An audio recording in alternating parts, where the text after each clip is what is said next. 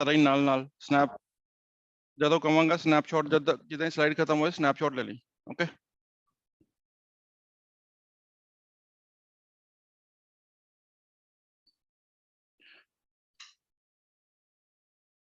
गगन आवाज आ रही है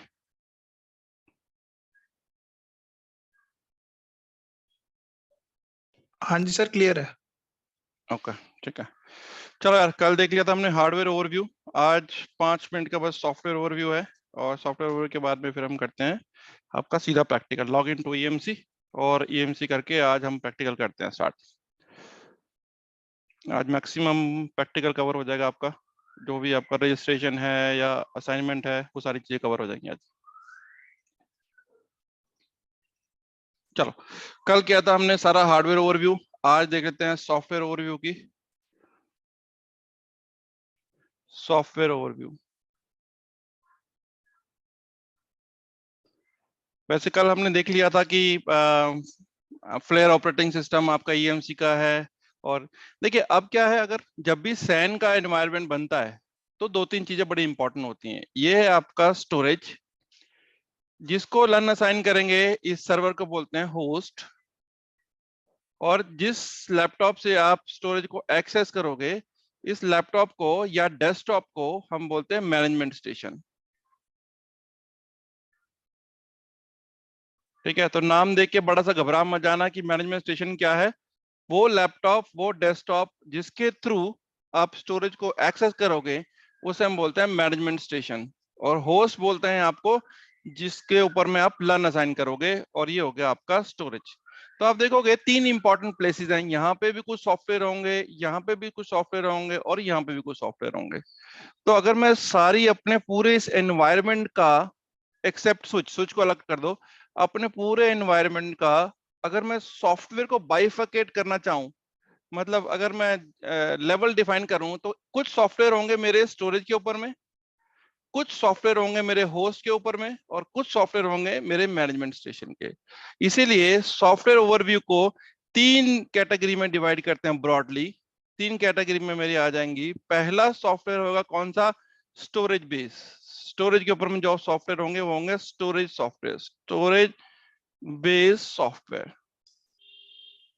और इसको बोलते हैं एरे बेस स्टोरेज को एरे भी बोलते हैं ठीक है एरे तो घबरा मत जाना ये एरे क्या हो गया एरे बेस्ड सॉफ्टवेयर यहाँ पे ये वाले कवर हो गए आपके एरे बेस्ड सॉफ्टवेयर दूसरे बात करते हैं आपका होस्ट बेस्ड सॉफ्टवेयर ऐसे सॉफ्टवेयर जो आपके होस्ट के ऊपर में मिले जाएंगे that is called host based software तो होस्ट बेस्ड सॉफ्टवेयर तीसरा होता है आपका मैनेजमेंट स्टेशन के मैनेजमेंट स्टेशन सॉफ्टवेयर तो सीधी सी बात तीन लेवल पे हो गए स्टोरेज लेवल पे सॉफ्टवेयर कौन कौन से हैं होस्ट लेवल पे कौन कौन सॉफ्टवेयर है मैनेजमेंट स्टेशन पे कौन कौन से सॉफ्टवेयर है ये हमें देखना है तो सबसे पहली बात करते हैं मैनेजमेंट स्टेशन की वो लैपटॉप वो डेस्कटॉप जिसके थ्रू हम ईएमसी को एक्सेस करते हैं उसको हम बोलते हैं मैनेजमेंट ठीक है मैनेजमेंट स्टेशन तो मैनेजमेंट स्टेशन पे मुझे खास कुछ चीज नहीं चाहिए होती पहली चीज चाहिए होती है वेब ब्राउजर मतलब आपका इंटरनेट एक्सप्लोरर या क्रोम कुछ भी होना चाहिए आपका ठीक है वेब आपको ब्राउजर चाहिए दूसरा इसके ऊपर में हर सिस्टम के ऊपर में जावा होता है जावा मशीन होती है जावा तो ये ध्यान रखना जावा इज वेरी इंपॉर्टेंट अगर जावा की कंपैटिबिलिटी आपके स्टोरेज के साथ में नहीं बैठी तो आप स्टोरेज को एक्सेस नहीं कर पाओगे इवन जिस लैपटॉप पे डेस्कटॉप पे आप काम करोगे अभी इसके ऊपर भी जावा जो है मैं कभी अपडेट नहीं करता हूँ अपडेट करूंगा वर्जन चेंज हो जाएगा वर्जन चेंज होने से उसको एक्सेस नहीं कर पाएगा फिर ट्रबल शूट करनी पड़ेगी एक पर्टिकुलर पे लाना पड़ेगा हमारे को ठीक है तो जावा इज इंपॉर्टेंट जावा हो गया और वेब ब्राउजर दो चीजें चाहिए हमारे को और मैनेजमेंट स्टेशन पे हमें कोई चीज नहीं चाहिए होती हाँ ये तो है आपके जीयूआई होता है ग्राफिकल यूजर इंटरफेस जीयूआई के थ्रू CLI के थ्रू अगर एक्सेस करना है कमांड लाइन से जैसे आपने स्विच पे काम किया है अगर कमांड लाइन से आप इसको एक्सेस करना चाहते हो तो यहाँ पर एक सॉफ्टवेयर आता है जिसे बोलते हैं नेविस्फीयर CLI नेविस्फीयर CLI याद रखना GUI होता है ग्राफिकल यूजर इंटरफेस CLI होते हैं कमांड लाइन इंटरफेस ठीक है आपको पता नहीं है इसलिए बता रहा हूँ। GUI CLI ये दो तरीके के आपके कोई भी डिवाइस को एक्सेस करने के लिए सॉफ्टवेयर होते हैं, GUI एंड CLI। तो नेवी CLI आता है आपका, नेवी इसको शॉर्ट फॉर्म में बोलते हैं navy CLI। Navy CLI, navy CLI भी आके दो तरीके के आते हैं, एक आता है आपका सिक्योर, एक होता है क्लासिक।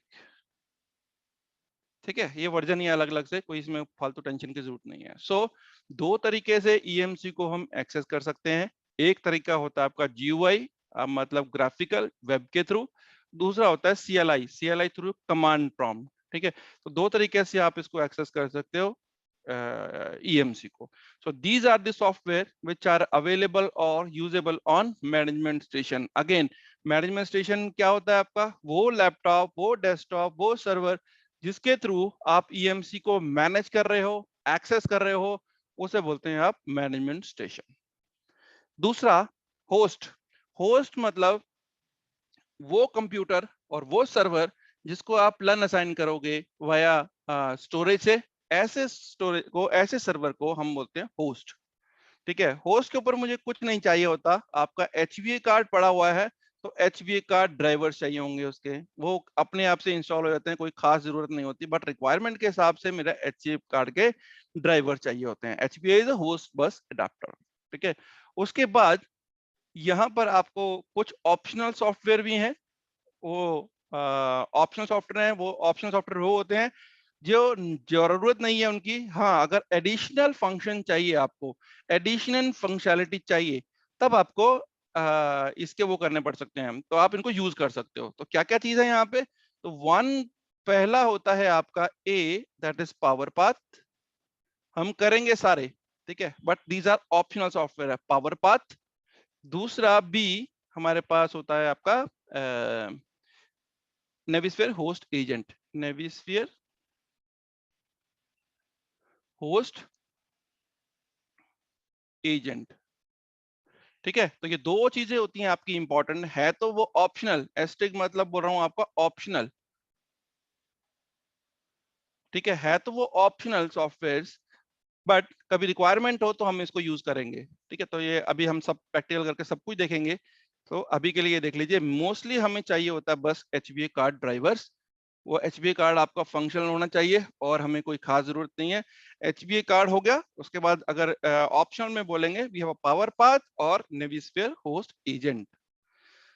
EMC की बात करें, EMC के ऊपर, स्टोरेज के ऊपर में तो हमने कल ही पढ़ा था। पहली चीज होती है आपकी flare operating system.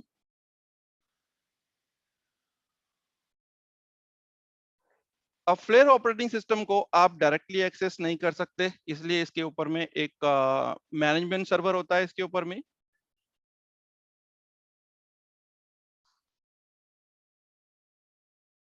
Management server को भी हम एक्सेस करते हैं इसका एरे एजेंट से। ये आपको याद करने की कोई जरूरत नहीं है बीच के पार्ट, हमें सीधी सी बात है EMC को एक्सेस करना है। तो यहाँ पे चौथी जो पॉइंट मैं आपको दिखा रहा हूँ, fourth point, that is called, जिससे हम एक्सेस करेंगे, नेविस्फीयर UI। नेविस्फीयर UI मतलब यूजर इंटरफेस। ठीक है, तो नेविस्फीयर ही एक सॉफ्टवेयर है, मतलब कुछ नहीं है, ये आपके EMC का जो कंसोल खुलेगा, अब ये दिखाऊं आपको, देखिए ये जो कंसोल मैंने खोला हुआ है, ये वाला, ये देखिए यहाँ पे ये लिखा होगा आपका नेविस्फीयर। ठीक है, तो ये आपका खुल गया, ये नेविस्फीयर 6, नेविस्फीयर 6, ये कंसोल खुला हुआ है। तो जो कंसोल खुल के आता है आपके सामने व्हेन यू आर कॉन्फ़िगरिंग और you are working on your storage, तो जो कंसोल खुल के आएगा दैट इज कॉल्ड नेविस्फीयर। ठीक है, ये नेविस्फीयर मेरा क्लैरियन में था। क्लैरियन में आपका नेविस्फीयर होता है, और यही अगर मैं बात करूं VNX की, हमें पता था VNX यूनिफाइड है आपका, और यूनिटी की बात करूं, again unity is also unified. तो दोनों का जो कंसोल हो जाएगा, दैट कंसोल इज कॉल्ड यूनिस्फीयर। ठीक है, तो याद रखना, आपका क्लैरियन पे होगा नेविस्फीयर, ये देखिए नेविस्फीयर आ गया, और जब VNX पे देखेंगे तो VNX पे भी देखेंगे आपका यूनिस्फीयर हो जाएगा।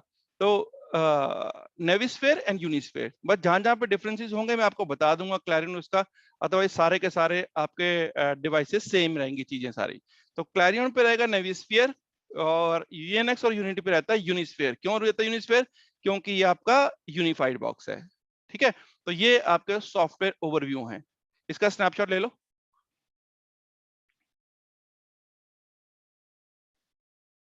ले सर। ओके, चलिए तो नेक्स्ट देखते हैं अब आपका लॉग इन टू ईएमसी। वैसे मैं अभी आपको बता ही चुका हूं, पर लॉग इन के बारे में फिर से बता देता हूं। लॉग इन करने के दो तरीके होते हैं इसके पास, एक होता है जीओआई से, एक होता है सीएलआई से। तो अगर बात करो लॉग इन टू ईएमसी, तो दो तरीके के लॉग इन होते हैं आपके। एक होता है आपका जीयूआई, एक होता है आपका CLI. Again this is graphical user interface.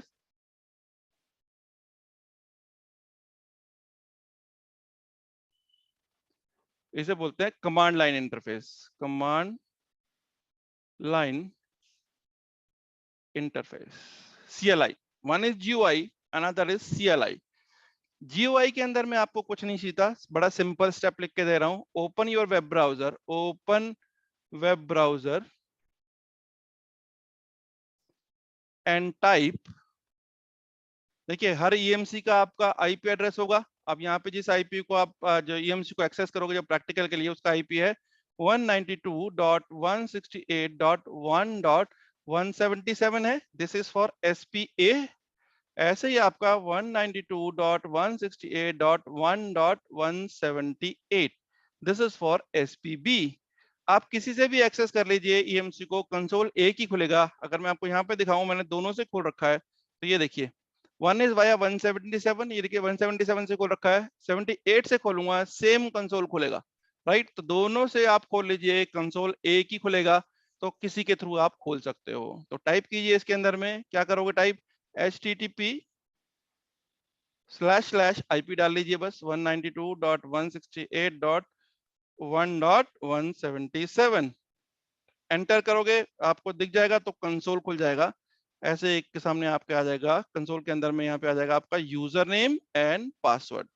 User name and password, password डालोगे तो यही वाला कंसोल खुल जाएगा जो नीचे दिया। आप जिस डिवाइस पे काम करोगे, सारे के सारे पासवर्ड लिखे हुए हैं यहाँ पे, पर फिर भी लिख देता हूँ। User name is Harjeet and the password is 5113023। ये डिवाइस का आपके पासवर्ड है, यूजर नेम पासवर्ड है, जिसको स्टोरेज को आप एक्सेस करोगे। सीएलआई होता है कमांड लाइन इंटरफेस। अभी बताया आपको, this is Navisphere CLI. Navisphere CLI short form में होता है आपका नेवी सीएलआई। ठीक है, दो वर्जन आते हैं इसके आपके, नेवी सिक्योर एंड क्लासिक।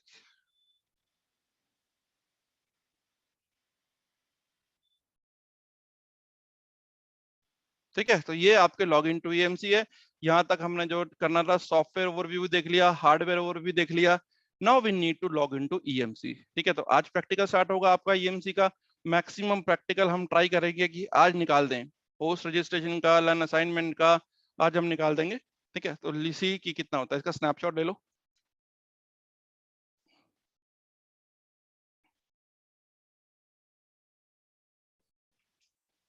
हो गया सर। ठीक है, चलो आप चलते हैं आगे आपके उसकी तरफ, प्रैक्टिकल की तरफ। ठीक है जी, तो ये देखिए मैंने कंसोल खोल रखे हैं। मैं आपको खोल के भी दिखा देता हूँ कैसे खोलते हैं। सिंपल, नया टैब खोलो।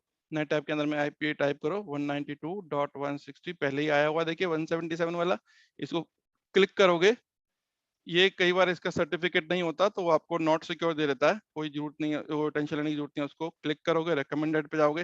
ये देखिए जावा कौन सा है, मेरा ओल्ड वर्जन जावा है। कह रहा है this is out of date and needs to be updated. इसको अपडेट मत करना कभी भी। अपडेट करोगे तो वो कंपैटिबल नहीं रहेगा। मैं रन दिस टाइम करोगे तो आपका कंसोल आना शुरू हो जाएगा।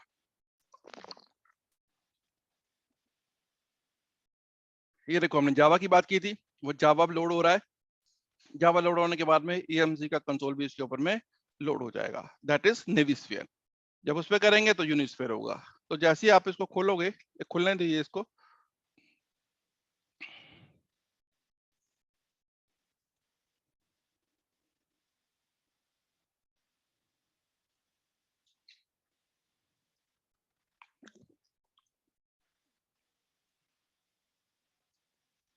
ये देखिए आ गया आपका। ठीक है, यहाँ पे दो यूजर्स नेम होते हैं, एक लोकल होता है, एक ग्लोबल होता है। Global when you have multiple EMC, और आपके ऊपर एक ईसीसी कंट्रोल सेंटर होता है, उसके थ्रू जा सकते हो या कोई भी बना सकते हो। लॉगिन करना है आपको, तो नाम दे रहा हूँ, देखिए वो भी बताया था आपको, हरजीत। पासवर्ड में आ जाएगा आपका 511303, एंटर करोगे वही कंसोल खुल जाएगा जो कंसोल हमने आपको ये दिखाया। ये देखिए आ गया कंसोल आपका, ठीक है। तो चाहे आप 78 से खोलिए या 77 से खोलिए, आपकी विश है, किसी से भी खोल सकते हो, कंसोल आपका एक ही खुलेगा। चलिए अब आ गए हम ईएमसी के कंसोल के ऊपर में। अब आपको सारी की सारी चीजें इसमें देखनी है, क्या क्या चीजें कैसी होती हैं। तो देखिए पहले, सबसे पहले आपको ऊपर 3 टैब दिखाई देंगी। 3 टैब का मतलब स्टोरेज, इसमें सारी स्टोरेज की चीजें होंगी। होस्ट, इसमें सारी होस्ट की चीजें होंगी, जो जो होस्ट होंगे आपके। मॉनिटर, ये मॉनिटरिंग के बारे में बात करेंगे लास्ट में, तब आएगा, अभी मॉनिटरिंग के लिए छोड़ दीजिए। होस्ट की बात करेंगे अभी, और स्टोरेज की बात करते हैं। स्टोरेज में देखिए सबसे ऊपर ही लिखा आ गया एफ। एफ का मतलब कुछ फेल हुआ है, बट इसमें कुछ फेल नहीं है, ये फॉल्स अलर्ट है, अभी थोड़ी देर में इसमें हट जाएगा, ठीक है। तो सबसे पहले इसको क्लिक करोगे तो यहां से स्टार्ट होता है। देखिए पहला ये जो नंबर आ रहा है, this is the serial number of EMC. Serial number और ब्रैकेट में मॉडल नंबर होगा। तो आप कोई भी खोलोगे आपका क्लैरियन के अंदर में, तो इस तरीके से देखिए सीरियल नंबर सब में आता है, चाहे आप वीएनएस खोल लीजिए चाहे क्लैरियन खोल लीजिए, क्योंकि आपका सीरियल नंबर ही होता है जिस नंबर से आपका ईएमसी पर कॉन्ट्रैक्ट होता है। जब आप लॉक करोगे ईएमसी से कंप्लेंट कुछ भी करोगे, एवरीथिंग वुड बी वाया आपका सीरियल नंबर से, ठीक है। तो याद रखना, this is your serial number, bracket में मॉडल नंबर। तो ये क्लैरियन का ही मॉडल है, AX4-5 मॉडल है जिस पे हम काम करेंगे, ठीक है। और भी हमारे पास में CX3 भी है, CX5 भी है, तो देखते हैं इसको। उसके बाद नेक्स्ट मूव करता हूं होस्ट के ऊपर में। अब मैं क्लिक करता हूं होस्ट, अभी कोई होस्ट है ही नहीं है, अभी होस्ट नया लगाएंगे तभी तो मेरे पास होस्ट आएगा यहाँ पर, ठीक है। तो होस्ट अभी आएगा, देखेंगे। ईएमसी में एक चीज और ध्यान रखना, मल्टीपल जगह से हम मल्टीपल काम कर सकते हैं। कैसे? होस्ट देखा मैंने, यहाँ पे भी आएगा होस्ट, यहाँ पे भी आएगा। अगर आप यहाँ पे राइट क्लिक करके ऑप्शन करोगे तो क्रिएट रेड ग्रुप की ऑप्शन यहाँ से भी आ रही है, क्रिएट रेड ग्रुप की ऑप्शन यहाँ से भी आएगी। तो आप एक जगह पे ही आपको सारी, ऑलमोस्ट सारी चीजें मिल जाएंगी। तो कहीं पे भी क्लिक कर लीजिए, ऐसा नहीं है कि पर्टिकुलर जगह पे जाना है, हाँ कुछ चीजों के लिए पर्टिकुलर जगह पे भी जाना है, बट यहाँ पे आपको ऑलमोस्ट सारी चीजें मिलेंगी। तो मल्टीपल जगह से आप मल्टीपल काम कर सकते हो, ठीक है जी। उसके बाद में ये रिजल्ट पूल है, ये भी आएगा। एसपी ए का अलग पूल होता है, एसपी बी का भी पूल होता है, ये आएगा, तब बात करेंगे इसके बारे में, अभी इज नॉट रिक्वायर्ड। फिजिकल की बात करें, फिजिकल मतलब क्या क्या चीजें लगी हुई हैं आपकी, ठीक है। तो कल बताया था आपका एनक्लोजर, डीपीई, कल ही बताया था। डीपी मतलब डिस्क प्रोसेसर एनक्लोजर, ऐसा बॉक्स, ऐसा डिब्बा जिसके अंदर में मेरे पास प्रोसेसर भी लगा हुआ है, डिस्क भी लगी हुई है। तो डिस्क, प्रोसेसर, एनक्लोजर, दोनों चीजें लगी हुई है मेरी इसके अंदर में, ठीक है। डीपीई, इसको आप एक्सटेंड करोगे तो सारी की सारी इंफॉर्मेशन दिखाएगा। कल ही समझाया था आपको एलसीसी कार्ड। एलसीसी कार्ड क्या होता है आपका? Link controller card. So it is the card which will be available on both the storages, ए पे भी, बी पे भी। इसका काम होता है आपका डिस्क को कंट्रोल करना, मैनेज करना। In case my one processor is down, LCC B वाला, अगर ए फेल हो तो बी वाला हैंड ओवर टेक ओवर कर लेगा, और अगर बी फेल होता है तो ए वाला टेक ओवर कर लेगा, ठीक है। तो इस तरीके से आपके पास मल्टीपल पाथ मिलते हैं, कहां से? एलसीसी के थ्रू। एलसीसी का फंक्शन देखना है, अगर ये सही चल रहा है तो राइट क्लिक कीजिए, इसको ऑप्शन देखिए आप, प्रॉपर्टीज, ये आ गया, देखिए enclosure 0 LCC A is functioning normally। इसी तरीके से अगर B का देखना है तो देखोगे आप, प्रॉपर्टी करोगे, enclosure 0 LCC B is functioning normally, दोनों नॉर्मल काम कर रहे हैं मेरे, ठीक है। और अगर आपने कभी नया लगाया है, कुछ भी बदला है, और कई बार आपको यहाँ से रिज्यूम करना चाहता है, तो आप इसको रिज्यूम कर लीजिए, तो वो फिर से उसको रीड कर लेगा, इस काइंड ऑफ न्यू रिफ्रेशमेंट कर लेगा उसको, ठीक है। तो ये था पहला मेरा स्टोरेज के अंदर में एलसीसी कार्ड। कहाँ पर? फिजिकल के अंदर में। तो फिजिकल पर जाओगे, ये एनक्लोजर 0 जो आपका पूरा एक बॉक्स है, इसके अंदर में क्या क्या चीजें लगी हैं, ये सारी चीजें आपको बता रहा है। तो एलसीसी वी हैव सीन। उसके बाद नेक्स्ट जब आप क्लिक करोगे, डिस्क आ जाएगा आपको। तो देखिए इसके अंदर में टोटल आपकी 12 ड्राइव लगी हुई हैं, ये दूसरा बॉक्स है। अदरवाइज जनरली आपको 15 ड्राइव दिखती हैं, यहाँ पे आपकी 12 ड्राइव्स हैं। कल बताया था आपको, इनिशियल पहली 5 ड्राइव होती हैं, वो 5 ड्राइव आपकी वॉल्ट ड्राइव होती हैं। तो आप अगर पहली ड्राइव को या पहली दूसरी ड्राइव, किसी भी ड्राइव को जाओगे, राइट क्लिक करके प्रॉपर्टीज करोगे तो यहाँ पे देखिए डिस्क टाइप क्या लिखा आ जाएगा, वॉल्ट। ठीक है, अगर नॉर्मल किसी डिस्क पे करोगे 6-7 नंबर पे जाऊंगा मैं, अगर तो यहाँ पे प्रॉपर्टी करके देखा मैंने तो डिस्क लिखा है। तो अगर सिर्फ डिस्क लिखा है इसका मतलब ये है आपकी नॉर्मल डिस्क, डेटा डिस्क, जिसके ऊपर में यूजर का डेटा बनाओगे, आप लन क्रिएट करोगे, यूजर का डेटा जाएगा इस तरीके से। किसी भी डिस्क के ऊपर में कोई एरर आ रहा हो तो आप यहाँ से क्लिक कीजिए, आपको एरर दिखाई देगा। अभी कुछ भी रीड राइट नहीं कर रहा, नंबर ऑफ हेड कुछ भी एरर नहीं दिखा रहा है क्योंकि कुछ लिख ही नहीं रहा है, अभी हमारे पास कुछ है ही नहीं है। स्टैटिस्टिक्स क्या दिखाएगा, कितना थ्रूपुट है, कभी आईओएस है, ये सारी यूटिलाइजेशन कितने परसेंट है, वो सारी की सारी आपको हार्ड डिस्क में दिखाएगा। ठीक है, तो दो तरीके से आप देख सकते हो, आपकी वॉल्ट ड्राइव देख ली आपने, वो देख ली, तो आप कहीं पे भी जाके देखोगे तो आपको दिखेगा कि आपकी वो है डिस्क दिखेंगे आपको। ठीक है, डिस्क और वॉल्ट ड्राइव, जिसका स्टेटस तो हमने देख ही लिया कैसे है। ठीक है, जिस तरीके से मैंने कल बताया था आपको 4 है, तो कई स्टोरेज में 5 होती हैं, कईयों में 4 होती हैं वॉल्ट ड्राइव। तो आप देखोगे यहाँ पर इसमें इसमें आपकी 4 लगी हुई हैं। चार तीसरी वाली को क्लिक करके देखोगे प्रॉपर्टीज, तो it will show you the 1 second. ये देखिए वॉल्ट आ गया आपका। ठीक है, तो इस तरीके से आप यहाँ से किसी भी डिस्क को चूज कर सकते हो। डिस्क का साइज दे रखा है आपका, ये देखिए 402 जीबी की है, जितनी भी डिस्क लगी हुई है 402 जीबी की है। तो ये आपकी डिस्क है। कोई भी डिस्क फेल होगी, आप ऊपर ही अगर आपको जैसे यहाँ पे फेल दिखा है, तो आप फेल देखना चाहते हो क्या चीज फेल हुई है, तो क्लिक करके अंदर आते चले जाओगे, एक्सपेंड करते चले जाओगे, तो एक्चुअली में आप वहां पहुंच जाओगे जहां तक ये फेल दिखा रहा है। तो अभी तक हमें कुछ फेल नहीं दिखा, इसका मतलब इसका अलर्ट फॉल्स अलर्ट है अभी तक। नहीं तो अगर एलसीसी फेल होता तो यहाँ पे भी फेल लिखा होता, कोई डिस्क फेल होती तो यहाँ पे भी फेल लिखा होता। ठीक है, तो ये स्टेटस होते हैं। अगर एफ लिखा आया तो आप मतलब फेल है। अगर डिस्क पहले लगी हुई थी और वहां से डिस्क रिमूव कर दी तो वहां पे ई लिखा आएगा। ई का मतलब होता है आपका एम्प्टी, एम्प्टी मतलब खाली।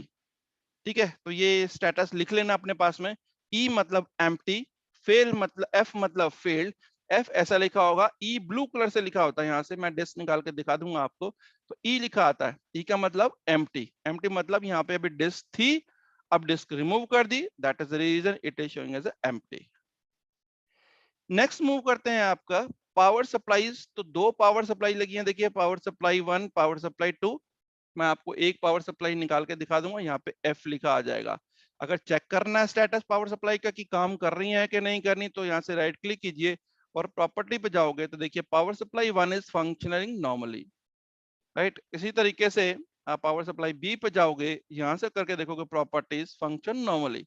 तो आपका इस स्टोरेज के अंदर में इतनी डिस्क लगी हुई है, दोनों एलसीसी कार्ड काम कर रहे हैं, दोनों पावर सप्लाई काम कर रही हैं।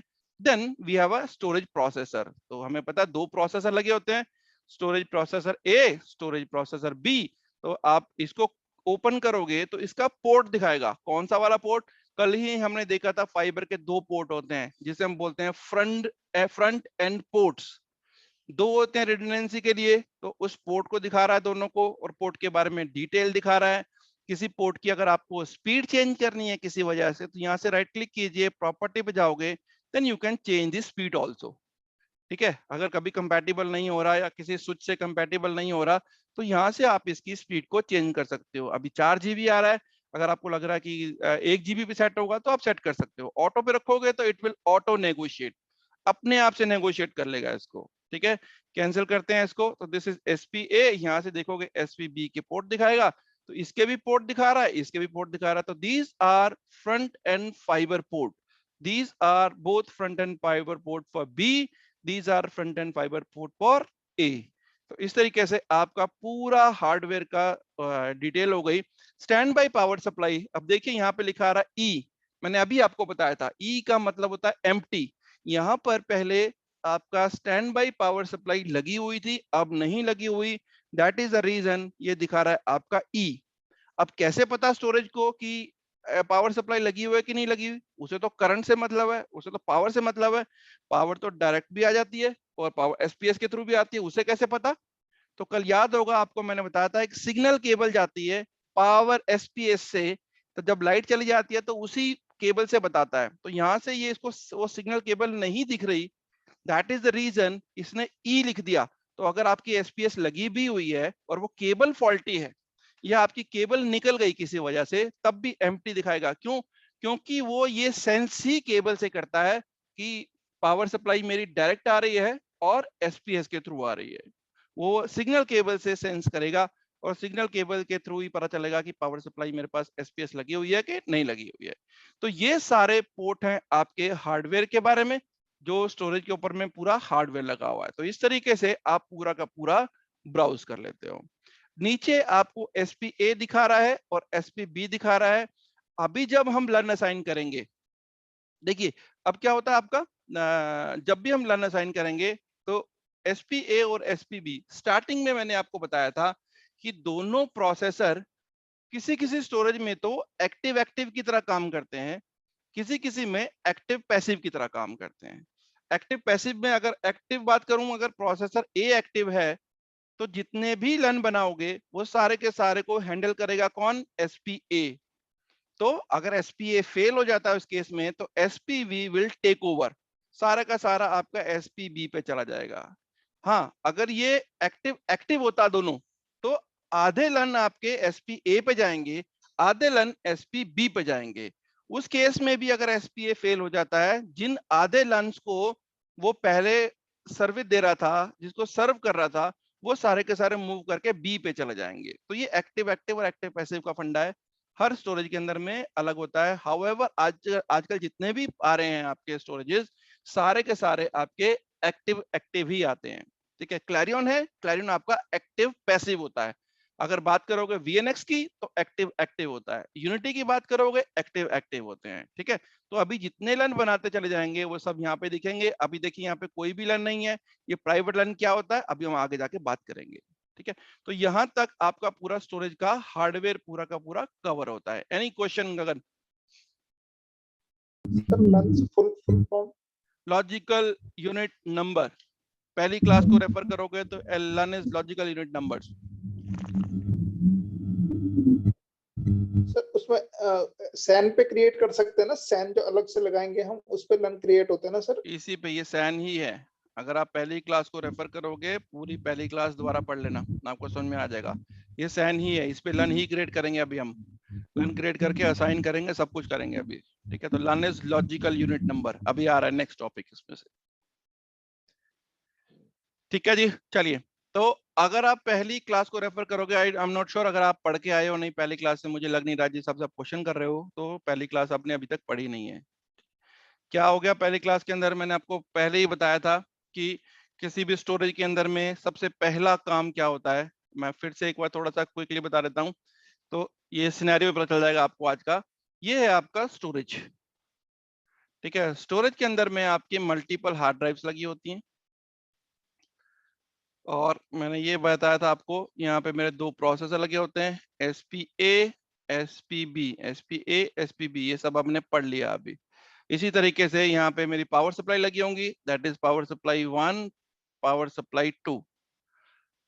ठीक है, और ये होता है आपका स्विच, यहाँ से केबल आती है आपकी स्विच के ऊपर में, so this is your switch. और यहाँ पे होता है आपका होस्ट, एक host number, host 2 number, host 3 number. तो this is host 1, host 2, host 3। इनके ऊपर लगे होंगे आपके एचबीए कार्ड, और इन एचबीए कार्ड से कनेक्टिविटी होगी आपकी किसकी? सीधा स्विच के ऊपर में, यहाँ से आ जाएगा इसके ऊपर में। ठीक है, तो जब कनेक्टिविटी हो जाएगी तो अभी हम देखेंगे सारा काम करके। तो सबसे पहला काम मैंने आपको क्या बताया था, अगर आपके पास में 111 टेराबाइट की ड्राइव्स हैं सारी की सारी, सबसे पहला काम किसी भी स्टोरेज पे क्या होता है, मैं कुछ हार्ड डिस्कों को कंबाइन करता हूँ और कंबाइन करके एक लॉजिकल ग्रुप बनाता हूँ। इस लॉजिकल ग्रुप को हम बोलते हैं रेड ग्रुप। ये बना ही क्यों रहे हैं हम, मतलब किस लिए कंबाइन कर रहे हैं, तो आपको मैं पढ़ा भी चुका हूँ, रेड लगाने के लिए। जब रेड लगाते हो, रेड का मतलब इन तीनों डिस्कों को एक ग्रुप में बनाओगे, ताकि अगर कोई डिस्क फेल हो जाए तो आपका डेटा प्रोटेक्ट हो जाए। ठीक है, तो पहला काम मुझे क्या करना है, रेड ग्रुप क्रिएट करना, जो कि आज हम करेंगे। दूसरा काम, अगर ये 11 टेराबाइट का, तो लेट से लॉजिकल ग्रुप बन गया आपका 3 टेराबाइट का। इस 3 टेराबाइट के अगर मैं छोटे छोटे टुकड़े करूं, लेट से 1 टीबी का, ये 500 का, ये 200 का, these small pieces on RAID groups are called LUN। LUN मतलब लॉजिकल यूनिट नंबर्स। जब इनको मैं लन असाइन करूंगा, चलिए पहले देखते हैं। तो होस्ट जैसी आपने लगाया, कोई भी होस्ट लगा होता है तो क्या करते हैं, ये सारे के सारे होस्ट का जो WLPN है ये जाकर मुझे दिखाई देता है कहाँ पे, स्टोरेज पे दिखाई देता है। तो मुझे सबसे पहला काम क्या करना पड़ता है, होस्ट रजिस्ट्रेशन का। तो अभी हम करेंगे इसका। देखिए मैंने रेड ग्रुप बना लिया, मैंने लंस क्रिएट कर लिए। अब ये जो होस्ट आया इसको रजिस्टर करना पड़ता है। फॉर एग्जांपल इसका WLPN है XXXX, ये आपको EMC पे दिखेगा। तो आपको क्या करना पड़ेगा, इस XXX को एक नाम देना पड़ेगा। वो नाम जनरली क्या होता है, जैसे स्विच पे हमने एलियास क्रिएट किए थे, लेट से इसका नाम है सर्वर 1। जो आपके एनवायरनमेंट में सर्वर यूज हो रहे होंगे वही सर्वर का नाम रखते हैं, ताकि नोमेनक्लेचर सेम फॉलो करे। जो नोमेनक्लेचर आपके एनवायरनमेंट में चल रहा है वही नोमेनक्लेचर यहाँ पे फॉलो होगा। तो यहाँ पे इसका नाम रख देंगे सर्वर 1। तो सर्वर 1 जब रजिस्टर हो गया मेरा यहाँ पे, तो ये दिखेगा यहाँ पे सर्वर 1। तो आज हम क्या करेंगे, हम रेड ग्रुप क्रिएट करेंगे, आज हम लन क्रिएट करेंगे, सर्वर का रजिस्ट्रेशन करेंगे, और फाइनल प्रैक्टिकल आज हम क्या करेंगे, एक प्रोसेस होता है जिसे बोलते हैं आपका लन मैपिंग। सर्वर तो मैंने बना लिया, रजिस्टर भी हो गया, लन भी मैंने क्रिएट कर दिए, बट अब मुझे क्या करना है, अब मुझे जिस लन को इस सर्वर के साथ मैप करना है, तो let's say this is server 1, ये आ गया, और जिस लन को मैप करना है उसको उठा के ले आइए यहाँ पे, दोनों को एक ही बॉक्स में लाएंगे और ओके का बटन दबा दोगे, लन मैपिंग हो गई। मैपिंग का मतलब ये वाला लन अब इस सर्वर के ऊपर में विजिबल होना शुरू हो जाएगा। तो ये सारा प्रैक्टिकल है, इसलिए मैंने करवा रहा हूँ आपको, आपने पहली क्लास रिवाइज नहीं करी। सो ये प्रोसेस है आपको। तो सबसे पहला काम रेड ग्रुप क्रिएट करेंगे, दूसरा काम लन क्रिएट करेंगे, तीसरा काम आपका होस्ट रजिस्ट्रेशन करेंगे, चौथा लन मैपिंग करेंगे। ये इंटरव्यू के अंदर क्वेश्चन पूछते हैं, what are the step by step process to assign LUNs. LUN assignment को हम लन प्रोविजनिंग भी बोलते हैं। लन प्रोविजनिंग मतलब प्रोविजन करना लन, ठीक है, और इसे हम लन असाइनमेंट भी बोलते हैं। लन, इसको बोलेंगे हम लन असाइनमेंट, या इसे हम स्टोरेज प्रोविजनिंग भी बोलते हैं। प्रोविजनिंग का मतलब देना, लन असाइन कर रहे हो तो क्या कर रहे हो, स्पेस प्रोविजन तो कर रहे हो, स्टोरेज प्रोविजन तो कर रहे हो, राइट। स्टोरेज प्रोविजनिंग या स्पेस एलोकेशन या स्टोरेज एलोकेशन, ठीक है। तो डिफरेंट डिफरेंट नाम से है, तो देखिए नाम घबरा मत जाना क्या चीज है, चाहे वो लन प्रोविजनिंग कीजिए, प्रोविजन कर रहे हो सर्वर को लन, या लन असाइनमेंट कर रहे हो, लन असाइनमेंट कर रहे हो, या स्टोरेज प्रोविजन कर रहे हो, स्टोरेज प्रोविजन कर रहे हो इसको, या स्पेस एलोकेशन कर रहे हो तब भी है, या लन एलोकेशन कर रहे हैं, एक ही बात है। स्टोरेज एलोकेशन कर रहे हो या लन एलोकेशन कर रहे हो, ये भी लिख लो लन एलोकेशन, ठीक है। तो ये वर्डिंग अपनी अपनी लोग यूज करते हैं। फंडा ये होता है कि आपको लन को असाइन करना होता है उस सर्वर को जिसको आप लन दिखाना चाहते हो, जिस जो लन इसको इसको देखेगा और जो इसको यूटिलाइज करेगा, ठीक है। इसका स्नैपशॉट ले लो, चलो प्रैक्टिकल पे वापस चलते हैं।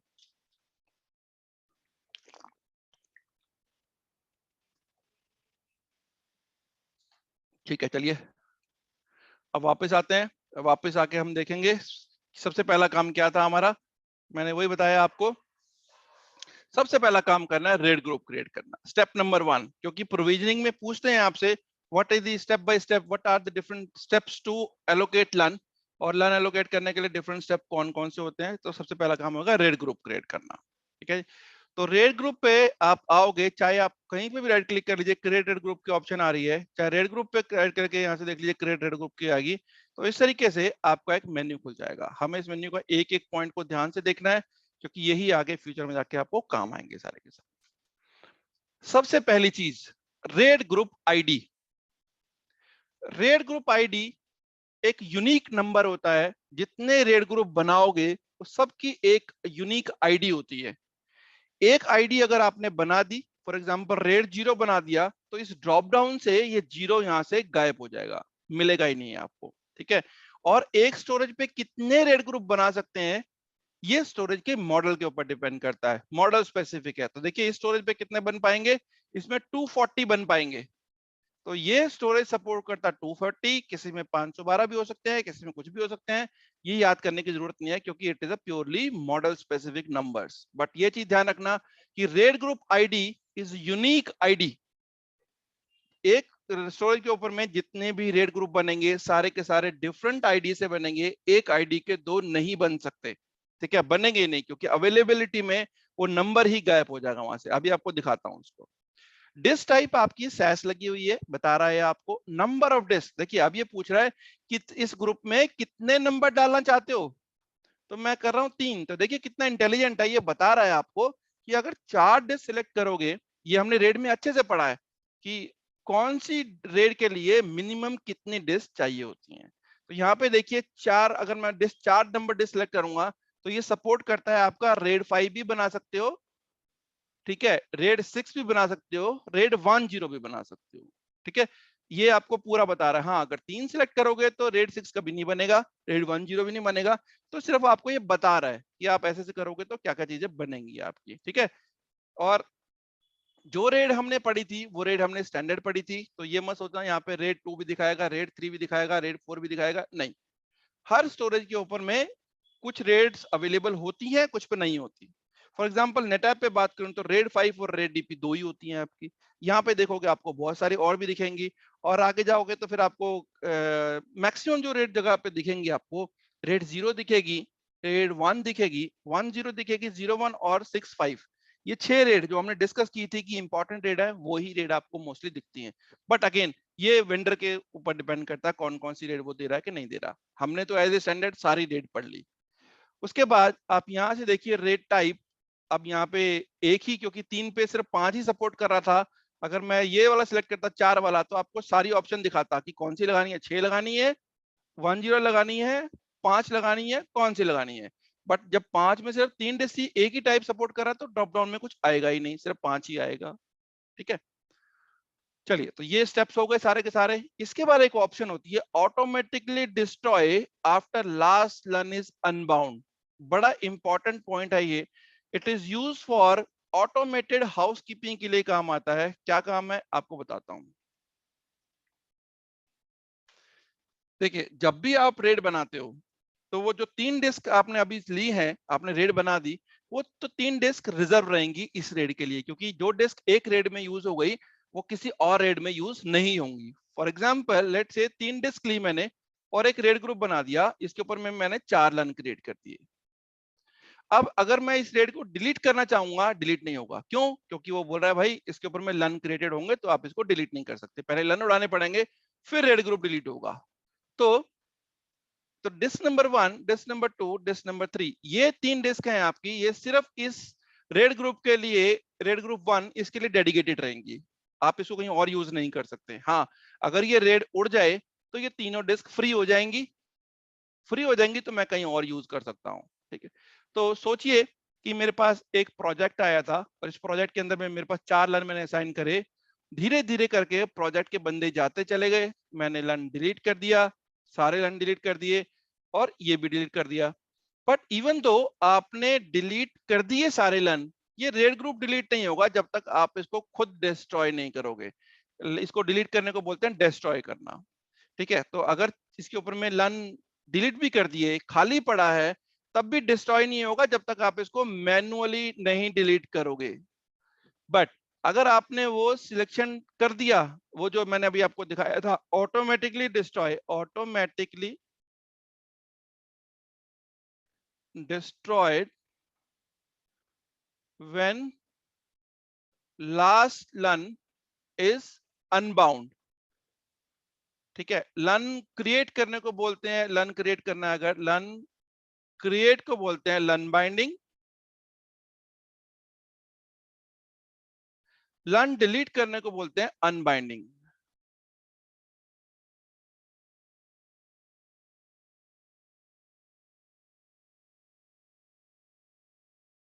ठीक है जी, तो ये वाली जगह अगर ध्यान से पढ़ोगे आपको खुद समझ में आ जाएगा। Automatically destroy this red group when last लन इज अनबाउंड।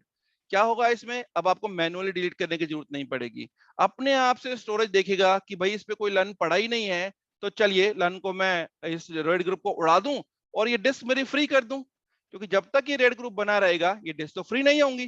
तो अगर आपने ये सिलेक्ट कर रखा है ऑप्शन, आपने ये लन उड़ाया, ये लन उड़ाया, ये लन उड़ाया, जैसे ही आप लास्ट लन उड़ाओगे स्टोरेज अपने आप से आइडेंटिफाई कर लेगा इस पे कोई भी लन नहीं है। देखिए ऑटोमेटिकली डिस्ट्रॉय व्हेन लास्ट लन इज अनबाउंड। इस रेड के ऊपर में जो लास्ट लन होगा इसको जैसे डिलीट करोगे ये पूरी रेड ग्रुप अपने आप से डिलीट हो जाएगी। मतलब ये तीनों डिस्क आपकी अपने आप फ्री हो जाएंगी। तो this is a kind of automated housekeeping.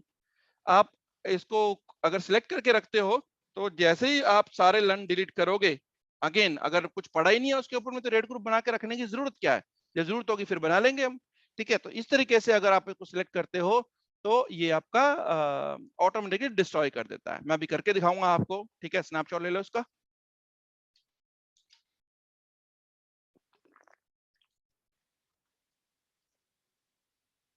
चलिए, सो ये आ गया हमारा। तो ये वाली चेकबॉक्स है, देखिए चेकबॉक्स अगर मैंने ये लगा दिया ऑटोमेटिकली डिस्ट्रॉय आफ्टर लास्ट लन इज अनबाउंड, इसका मतलब ये होगा कि अगर आपने इसके ऊपर से सारे लन डिलीट कर दिए तो ये वाला रेड ग्रुप जो आप 0 नंबर का बना रहे हो या कोई भी नाम नंबर दे दीजिए, ये वाला रेड ग्रुप अपने आप से डिलीट हो जाएगा। नेक्स्ट आता है आपका एक्सपेंशन और डीफ्रेगमेंटेशन प्रायोरिटी। मैंने आपको बताया था कि अगर ये 3 डिस्क कल को कम पड़ जाएं, आपकी स्पेस फुल हो जाए, तो हम इसमें एक डिस्क और ऐड कर सकते हैं। और डीफ्रेगमेंटेशन कुछ नहीं होता, आपको डिस्क क्लीनअप होता है। जितना भी डेटा एक जो इंटर रिलेटेड डेटा होगा सब एक तरफ आ जाएगा। आपके डेस्कटॉप लैपटॉप में भी डीफ्रेगमेंटेशन होता है। ये देखिए डीफ्रेगमेंट। तो डीफ्रेगमेंट का मतलब क्या होता है आपका, तो ये देखिए यहां से आप डीफ्रेग कर सकते हो। डीफ्रेगमेंटेशन का मतलब क्या होता है कि देखिए जब डिस्क पे डेटा लिखा जाता है तो एक यहाँ लिखा गया, दो कहीं और लिखा गया, तीन कहीं और लिखा गया, तो जब डिस्क उसको पढ़ती है तो उसको जगह जगह जाना पड़ता है। जब डीफ्रेगमेंट कर देते हो तो सारा डेटा जो एक साथ होता है, फॉर एग्जाम्पल एक हार्ड डिस्क पे मैंने लिखा हरजीत, एच यहाँ लिखा गया, ए कहीं और लिखा हुआ, आर कहीं लिखा, जी कहीं लिखा, जे कहीं लिखा हुआ है, तो अगर मैं सबको एक साथ कर दूं तो मेरी डिस्क फास्ट हो जाएगी, जगह जगह नहीं ढूंढने जाना पड़ेगा उसको। तो उसे बोलते हैं डीफ्रेगमेंटेशन। तो ये एक्सपेंशन और डीफ्रेगमेंटेशन की प्रायोरिटी आप चाहो तो लो, मीडियम, हाई कर सकते हो। लो का मतलब है कि भैया जब टाइम फ्री होगा, when storage is free not loaded, then ये काम करेगा। अगर इसको हाई कर दोगे तो सारे काम छोड़ के पहले ये काम कर, मीडियम कर दोगे तो जब उसको टाइम मिलेगा वो करता रहेगा इसको। मैं तो इसको हम मीडियम या इसको नॉर्मल ही रखते हैं। एसएप होता है, एज सून एज पॉसिबल। अगर नए स्टोरेज में सब में एसएप ही होता है। उसके बाद डिस्क सिलेक्शन। देखिए कल मैंने आपको बताया था वॉल्ट ड्राइव जो सी होती है, वॉल्ट ड्राइव आप यूज नहीं कर सकते हो, मतलब करना नहीं चाहिए। रिकमेंडेशन कहती है कि आप वॉल्ट ड्राइव को यूज करना नहीं चाहिए। और आप यहाँ देखोगे अगर इसने कहां से चूज किया है, इसने देखिए लास्ट की डिस्क उठाई है, वॉल्ट ड्राइव कभी नहीं उठाएगा। जब भी आप डिस्क का सिलेक्शन को ऑटोमेटिक करोगे, इंटेलिजेंट है, उसे पता है वॉल्ट ड्राइव को नहीं चूज करना, नहीं यूज करना, तो उसको चूज नहीं करेगा। अगर आप मैनुअल करते हो, यहां से क्लिक करोगे और यहां से ऑप्शन करते हो सिलेक्ट, तब आपको सारी ऑप्शन दिखा देता है। आप चाहिए इसमें कुछ भी सिलेक्ट कीजिए, वॉल ड्राइव को करना है वॉल ड्राइव को कर लीजिए, इसको हटाना है इसको हटा लीजिए। तो मैनुअल में अपनी मर्जी की डिस्क आपको सिलेक्ट करनी है तो ये आपको सिलेक्ट करने देगा। ठीक है, ऑटोमेटिक में नहीं होगा, मैनुअल में आपको। देखिए मैंने वॉल ड्राइव डाल दी, कोई बात नहीं लेगा। तो ऑटोमेटिक जैसे करूंगा, देखिए 0 1 2 है वॉल ड्राइव है, जैसे ऑटोमेटिक करूंगा ये देखिए 9 10 11 उठा ली उसने। तो वॉल ड्राइव ऑटोमेटिकली नहीं उठाता, वो हम चाहें तो मैनुअल पे जाके हम कर सकते हैं। इस तरीके से आपका रेड ग्रुप करोगे, अप्लाई करोगे तो ये आपका रेड ग्रुप इनिशिएट हो गया, सक्सेस बन गया आपका। तो हमने क्या बनाया, एक रेड ग्रुप बनाया 7। नंबर ऑफ डिस्क कितनी है, तो यहाँ पे आके आप देख सकते हो ये बन गया रेड ग्रुप 7। इसको देखोगे कौन सी डिस्क हैं, ये 3 डिस्क से बना हुआ है, अभी कोई लन क्रिएटेड नहीं है इस पे। तो देखिए लिखा रहा है अनबाउंड, रेड 7 है, 3 डिस्क से बना हुआ है, यहाँ पे लिखा रहा है अनबाउंड, मतलब कोई भी लन अभी तक क्रिएटेड नहीं है। इस रेड ग्रुप को कभी एक्सपेंड करना है तो यहाँ से राइट क्लिक करोगे, डिस्ट्रॉय करना तो डिस्ट्रॉय हो जाएगा, अभी करके दिखाता हूँ आपको। प्रॉपर्टी करोगे तो आपको प्रॉपर्टी में जाके डिस्क में दिखा देगा आपको। ये डिस्क आ गई, ये देखिए 3 डिस्क है 9 10 11। ये नीचे ऑप्शन होती है एक्सपेंड की, तो यहां से बटन दबाओगे एक्सपेंड का, you can add more disk to it. तो आप यहाँ से कोई भी डिस्क ऐड कर लीजिए, पहले 3 थी अब 4 हो जाएंगी। तो इस तरीके से आपका रेड ग्रुप एक्सपेंशन होता है। तो अभी थोड़ी देर में ये क्या करेगा, ये एज्यूम करेगा कि कौन कौन सी डिस्क पे कुछ लिखा तो नहीं हुआ, सब कुछ करेगा और उसके बाद में रिफ्रेश कर देगा, तो ये 3 की जगह 4 डिस्क आनी शुरू हो जाएंगी। अभी देखते हैं थोड़ी देर में। स्टोरेज को अपडेट करना है तो यहाँ पे देखिए सीरियल नंबर पे क्लिक करके यहाँ पे ऑप्शन होती है अपडेट नाउ। तो अपडेट नाउ का आप क्लिक करोगे तो सारा स्टोरेज को अपडेट कर देगा। देखिए ग्रीन सिग्नल आ गया था, इसका मतलब अपडेट कर दिया। अपडेट नाउ करोगे, ये देखिए सक्सेस हो गया अपडेट। कितनी डिस्क आ गई देखिए 4। तो this is called red group expansion. पहली क्लास को रेफर करोगे तो वहां पे एक टॉपिक ये भी था रेड ग्रुप एक्सपेंशन का। तो आपने देखा कि किस तरीके से हम रेड ग्रुप बनाते हैं, किस तरीके से हम उसको एक्सपेंड करते हैं। और अगर रेड ग्रुप को उड़ाना है तो यहाँ से राइट क्लिक करो और ऑप्शन होती है डिस्ट्रॉय। तो आप यहाँ से डिस्ट्रॉय करो, सक्सेस, उड़ गया गया। अगर इस पे कोई लन बना होता तो आपको उड़ाने नहीं देता, वो बोलता पहले लन को डिलीट करो फिर हम मैं आपको रेड ग्रुप को डिलीट करने दूंगा। राइट, तो फिर से क्विकली बना लेते हैं क्योंकि हमने अभी देख ही लिया सब कुछ।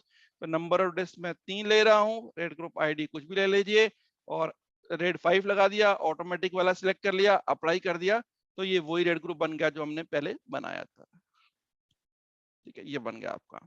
ठीक है जी, तो स्टेप 1 मेरा कंप्लीट हो गया। ये देखिए जो मैंने स्टेप बताए थे आपको यहाँ पे, step 1 is completed, red group बन गया।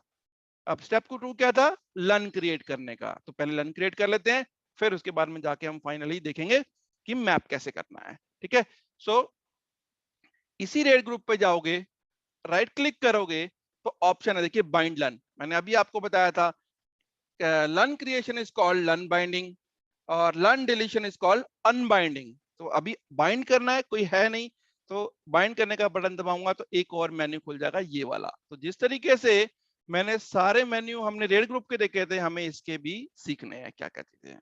ठीक है जी, चलिए। तो रेड टाइप ऑलरेडी आपके पास लगा हुआ है, इसके ऊपर में रेड ग्रुप की आईडी दे रखी है, 7 नंबर पे आप लन क्रिएट करने जा रहे हो। अगर आपको लगे ओहो ये तो मुझे एक और रेड बनानी थी, रेड 6, तब लन क्रिएट करना था, तो देखिए मैंने बताया ईएमसी में मल्टीपल जगह से मल्टीपल ऑप्शन देता है। इसी के आगे ऑप्शन दे दी उसने, न्यू का बटन दबाओगे पहले वाला मेन्यू खुल जाएगा रेड ग्रुप वाला। तो अगर 2 रेड ग्रुप बने होंगे तो ड्रॉप डाउन में आपको और दिखने शुरू हो जाएंगे। देखिए अगर मैं इसको भी सिलेक्ट करूं, अप्लाई करता हूं, यस करता हूं, तो भी आपको यहाँ पे देखिए 2 दिखने शुरू हो गए। तो जितने रेड ग्रुप होंगे वो पूछेगा, इवन दो कि हम इस पे क्लिक करके आए हैं, तो अगर जिस पे क्लिक करके आओगे वो ही दिखेगा, पर आप सिलेक्ट करना चाहो तो कोई और भी कर सकते हो। तो यहाँ पे देखिए बाइंड लन जाओगे, 7 आ गया, 7 को क्लिक करके आया था, 7 ही आ गया। तो मैं चाहूं तो 0 भी सिलेक्ट कर लूं, मेरी मर्जी है। नया बनाना यहाँ से क्लिक कर लीजिए। तो इस तरीके से आप सारे स्टेप ले सकते हो। अगेन उसके बाद आप जाओगे, देखिए इसके अंदर में लन आईडी, नेक्स्ट टॉपिक है आपका, नेक्स्ट पॉइंट है। सबसे पहले दिखा रहा है आपको फ्री स्पेस कैपेसिटी दिखा रहा है, ठीक है, और लार्जेस्ट कॉन्टिन्यूअस स्पेस, ये दोनों अभी सेम हो जाएगा क्योंकि जो नई डिस्क लगाई है उसको अभी ऐड करेगा, ऐड नहीं हुआ है। और लार्जेस्ट कॉन्टिन्यूअस स्पेस का मतलब होता है कि कितना बड़ा लन एक साइज का आप बना सकते हो इसके ऊपर में, क्योंकि स्पेस ही मेरा 1206 जीबी है, तो इससे ऊपर कभी नहीं होगा, बराबर ही होते हैं आपके। नेक्स्ट आते हैं लन आईडी। जिस तरीके से मेरी रेड ग्रुप की आईडी यूनिक थी, इसी तरीके से जितने भी लन स्टोरेज पे बनाओगे उस सब लन की आईडी आपकी यूनिक रहेगी। यूनिक मतलब आपने अगर एक आईडी से पहले लन क्रिएट कर लिया तो उसी आईडी से आप लन नहीं बना सकते दूसरा वाला, वो आईडी इस ड्रॉप डाउन से हट ही जाएगी। ठीक है, फॉर एग्जांपल देखिए 0 7 मैंने एक रेड ग्रुप बना रखा है, न्यू करूंगा तो कहीं पे भी आपको 0 और 7 नंबर नहीं दिखेगा, 0 नहीं दिख रहा, 7 नहीं दिख रहा। क्यों? क्योंकि ये यूनिक आईडी है, ऑलरेडी यूज हो रही है, तो आपको ड्रॉप डाउन में नहीं दिखेगा। इसी तरीके से लन जो बना लोगे अगली बार इस आईडी में से वो गायब हो जाएंगे वहां से। ठीक है जी, तो पहला लन की आईडी, तो आप कोई भी लन क्रिएट कर सकते हो, कर लिया हमने। यहाँ पे राइट साइड पे ऑप्शन दे रखा है enable read cache, enable right cache. तो कैशे के ऊपर में एक पूरा टॉपिक आएगा जब हम कैशे की बात करेंगे। कैशे एक मेमोरी होती है, खास टाइप की मेमोरी होती है, फास्ट मेमोरी होती है, मगर बड़ी लेस क्वांटिटी में होती है आपके स्टोरेज के ऊपर में। ये कैशे मेमोरी आपको रीड राइट की स्पीड फास्ट करती है, आपको हेल्प करती है स्टोरेज को रीड राइट करने के लिए। तो अगर कोई लन आपको ऐसा बना रहे हो कि उसको आपको कैशे खराब नहीं करना चाहता कि ये ना पढ़े, इसको यूटिलाइज ना करे, कहीं और काम आ जाए, तो यहाँ से हटा सकते हो। रीड और राइट कैशे दोनों को आप यहाँ से उड़ा सकते हो, ठीक है। बट मोस्टली हम सबको दे के रखते हैं, आपकी मर्जी है। तो जब कैशे आएगा तब हम इसको डिटेल में बात करेंगे, ठीक है। नंबर ऑफ, ये पहले रिबिल्ड प्रायोरिटी यहाँ से हाई है इस बॉक्स में, और बॉक्स में कई बार आपको लो भी करने को देता है। रिबिल्ड मतलब क्या होता है कि अगर आपकी रेड ग्रुप उड़ गई किसी वजह से, एक डिस्क फेल हो गई, तो अगर आपने इस लन की प्रायोरिटी हाई कर दी, तो सबसे पहले इसी लन के डेटा को रिकवर करेगा। हो सकता है एक रेड ग्रुप के ऊपर में आपके 4 लन बने हो, 3 लन जोन से हैं वो आपके नॉर्मल फाइल सर्वर को दे रखे हैं, एक लन डेटाबेस को दे रखा है। एक डिस्क फेल हो गई, जैसे डिस्क लगाओगे डिस्क रिबिल्ट होनी शुरू हो जाएगी रेड की। तो रिबिल्ट होने में अगर आपने यहां से आपकी प्रायोरिटी हाई कर दी इस लन की, तो सबसे पहले इस वाले लन को ही वो रिबिल्ड करेगा, इसका डेटा रिबिल्ड करेगा। वेरीफाई प्रायोरिटी रिबिल्ड करने के बाद वेरीफाई करता है, तो आप चाहो तो इसको लो डाउन कर सकते हो, आपकी मर्जी है, इसको हम छेड़ते नहीं है। जनरली नए स्टोरेज में सब में एसएप होता है, यहाँ पे भी एसएप होता है, as soon as possible, as soon as possible. अगर आपको 5-4 लन इकट्ठे बनाने हैं एक ही साइज के, तो आप क्या कर लीजिए, यहाँ से ड्रॉप डाउन पे सिलेक्ट करके आप 2 लन 3 लन जितने भी करना चाहते हो आप कर सकते हो। एक लन बनाना है एक बना लीजिए, बट अगर आपको 4-5 बनाने हैं तो बार बार थोड़ी आप इसको कंसोल को खोल के करते रहोगे, न्यू न्यू न्यू करते रहोगे। 4 लन यहाँ से ड्रॉप डाउन कर लो, तो जो आईडी आपने सिलेक्ट करी है 7 नंबर, एक लन बनाएगा 7 नंबर का, एक बनाएगा 8 नंबर का, एक बनाएगा 9 नंबर का, एक बनाएगा 10 नंबर का, ठीक है। तो अपने आप से आईडी नेक्स्ट नेक्स्ट लेता चला जाएगा जितने नंबर आप यहाँ से सिलेक्ट करोगे। उसके बाद आता है डिफॉल्ट ओनर। मैंने आपको बताया था कि जब भी आपका दोनों स्टोरेज एक्टिव एक्टिव होंगे, तो half of the LUN will be going to SPA, half of the LUN will be going to SPB, दोनों के बीच में इक्वली डिस्ट्रीब्यूट हो जाएंगे। बट क्लैरियन मेरा एक्टिव पैसिव है, तो एसपीए को ही ओनर रखेंगे, एसपीबी को नहीं रखेंगे। ये भी होता है केस, अभी जब आपका पावर पाथ आएगा, मल्टी पाथिंग आएगी, तब बताऊंगा इसको डिटेल में। सो अभी के लिए ये ऑटो, ये एसपीबी वगैरह सब भूल जाओ। एसपीए पे क्लिक करना है आपको, यहां से लन का साइज सिलेक्ट करना है, एमबी का बनाना है, जीबी का बनाना है, टीबी का बनाना है, कितना बनाना है। ये ब्लॉक काउंट यूनिक्स में यूज होते थे पहले, अब सारे जीबी टीबी में ही होते हैं। उसके बाद आप यहाँ से लन का साइज देखो, अभी अगर आप प्रैक्टिस करोगे लन की तो छोटे लन बनाना, बड़ा लन बनाओगे तो यहाँ पे टी लिखा आ जाएगा, ट्रांजिशन आपका टाइम कंज्यूम करेगा, क्योंकि लन क्रिएट करने में ही 3-4 मिनट खा जाएगा आपका। बड़ा लन बनाओगे 1 GB 2 GB 10 GB का बनाओगे, तो जब वीएनएस पे काम करेंगे तब बना लेना, it will be much more faster than this, ठीक है। तो अभी मैं क्या कर रहा हूँ, एमबी सिलेक्ट किया 100 के। मैं अब ये पूरे कंसोल से मैंने क्या बताया कि भाई रेड नंबर 7 के ऊपर में, रेड ग्रुप 7 के ऊपर में एक लन बना, 7 नंबर से आईडी स्टार्ट हो, 4 लन क्रिएट करने हैं। तो रेड ग्रुप 7 के ऊपर में 4 लन बना स्टार्टिंग फ्रॉम आईडी 7, और कितने एमबी का, 100 एमबी के बनाने हैं। अप्लाई करोगे तो आप देखोगे तुरंत आपके लन क्रिएट कर देगा। ये आ गया, देखिए 7 नंबर लन, 8 नंबर लन, 9 नंबर लन, 10 number, operation initiated successfully, okay करोगे तो ये देखिए बन गए आपके लन। अब इसको कैंसिल करना है, नहीं तो ये आपको नई एक विंडो बना के दे देता है कि आप इसको अप्लाई करोगे फिर से लन बन जाएंगे। ये देखिए इसमें से आईडी चली गई, कौन कौन सी आईडी चली गई आप देखिए इसमें से। अच्छा अभी आएंगी वो, क्योंकि डिलीट हो जाएंगी इसके बाद, दूसरा कंसोल खोलूंगा तो, ठीक है। तो आप इसको कैंसिल करना याद रखिए, जब भी रेड ग्रुप भी बनाओगे या भी कराओगे तो आपको कैंसिल करके आना है बाहर को। अब ये देखिए लन बन गए आपके, लन 7 8 9 और 10। यहां से जाके आप इसकी प्रॉपर्टी देखोगे तो सबको बता देगा ये कैशे क्या है, अभी कैशे के बारे में बात करेंगे। ये सारी चीजें कौन सी डिस्क पे बना हुआ है, ये डिस्क भी दिखा दी इसने, होस्ट किसी को असाइन नहीं किया, तो ये सारी चीजें 1 बाय 1 करके आएंगी। तो अभी के लिए आप देखिए लन क्रिएट हो गए आपके। अब लन डिलीट करना है तो अनबाइंडिंग होती है, राइट क्लिक कीजिए किसी भी लन पे, अनबाइंडिंग का बटन दबाओगे, अनबाइंड डिस्ट्रॉय हो गया, यस कर दिए, उड़ गया। अगर मल्टीपल लन को एक साथ उड़ाना चाहते हो तो कंट्रोल का बटन दबा के दोनों को क्लिक कीजिए और यहां से अनबाइंड करोगे, ये दोनों उड़ जाएंगे। अब ये देखिए लास्ट लन बच गया। मैंने आपको वो ऑप्शन सिलेक्ट कर रखी थी, कौन सी वाली, कि लास्ट लन जैसे डिलीट होगा ये रेड ग्रुप उड़ जाएगा। तो रेड ग्रुप 7 वो ऑप्शन मैंने कहां सिलेक्ट की थी, देखिए प्रॉपर्टी पे आएंगे, ये देखिए ऑटोमेटिक डिस्ट्रॉय आफ्टर लास्ट लन इज अनबाउंड। इस रेड के ऊपर में लास्ट लाइन कौन सा है? 7।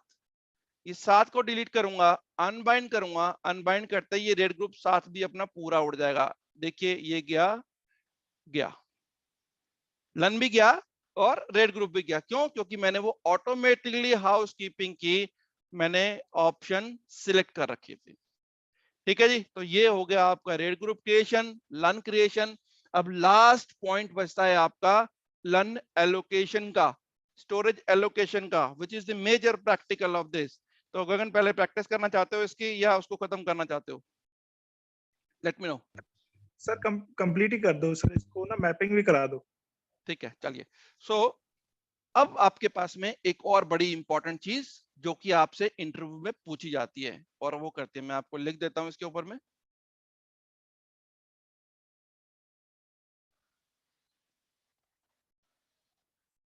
ऑलराइट, तो कभी भी जब भी आपके एनवायरनमेंट में एक नया सर्वर आता है, तो मैं थोड़ी देर पहले बताया था, उसको मुझे अपने ईएमसी के साथ रजिस्ट्रेशन करना पड़ता है। तो ये जो अगर आपके पास में आपकी ईएमसी है, इससे अगर यहाँ पे एक होस्ट लगा हुआ है आपका, और इसको आपने जैसे लगाओगे तो ईएमसी पे इसका WWPN दिखाई देगा। अब WPN से मेरा काम नहीं चलेगा, मुझे क्या इसका नाम देना पड़ेगा, सर्वर 1 कुछ भी देना पड़ेगा। याद रखो कि जो WWPN होता है होस्ट का, इसे इनिशिएटर बोलते हैं और ईएमसी को टारगेट बोलते हैं। इनिशिएटर, ईएमसी को हम टारगेट बोलते हैं। तो इनिशिएटर हो गया आपका जो WWPN है। तो इसको रजिस्टर कर रहे हैं, तो इसके दो नाम से जाना जाता है, एक तो host registration process, host registration process, या हम इसको बोल सकते हैं आपका initiator record creation, initiator record creation. ठीक है, तो याद रखना इनिशिएटर रिकॉर्ड क्रिएशन, ये पूछते हैं इंटरव्यू में specifically, what is initiator record, तो आप बोलोगे होस्ट के WPN को इनिशिएटर बोलते हैं। कैसे रजिस्टर करते हैं, तो ये आपका सारा स्टेप्स हैं, फटाफट से लिख के बता रहा हूं ताकि आपको आप उसको कर सको। तो पहली चीज simple, right click on EMC का जो सीरियल नंबर दिखाया था आपको, ईएमसी सीरियल नंबर और model number, and then click on, यहां पे एक ऑप्शन आती है जिसपे लिखा होता है कनेक्टिविटी स्टेटस।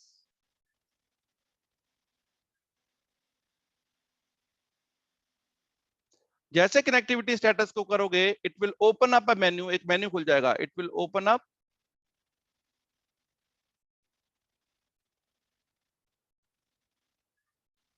तो इस तरीके से आ जाएगा। सबसे पहले लिखा होगा यहाँ पे देखिए सर्वर नेम,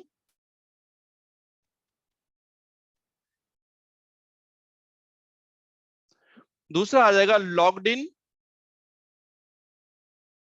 तीसरा आ जाएगा पॉइंट होता है आपका रजिस्टर्ड,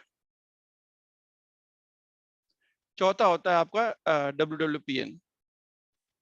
क्योंकि अभी ये रजिस्टर ही नहीं हुआ तो सर्वर नेम कोई होगा ही नहीं, तो सर्वर नेम की जगह उसका WWPN ही आएगा,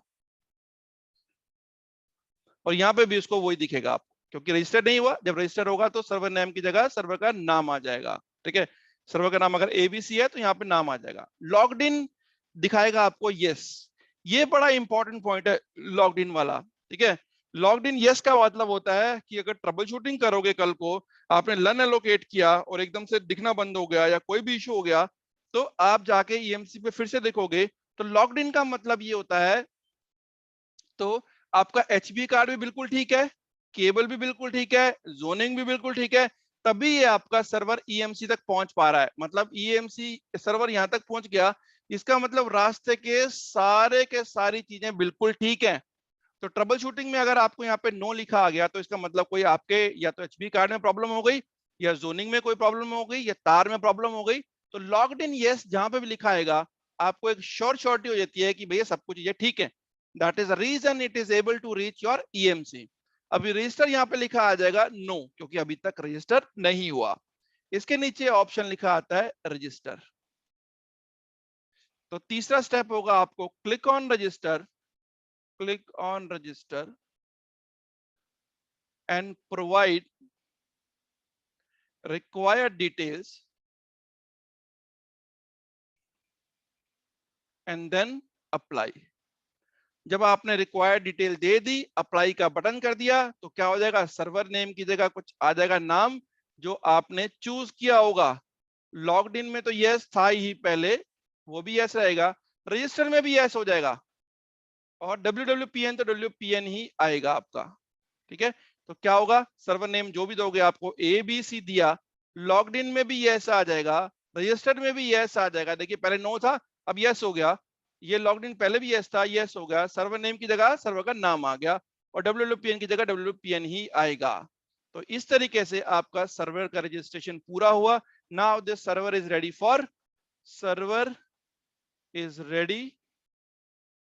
फॉर प्रोविजनिंग। प्रोविजनिंग मतलब लन असाइन के लिए बिल्कुल रेडी हो गया है। इसका स्नैपशॉट ले लो।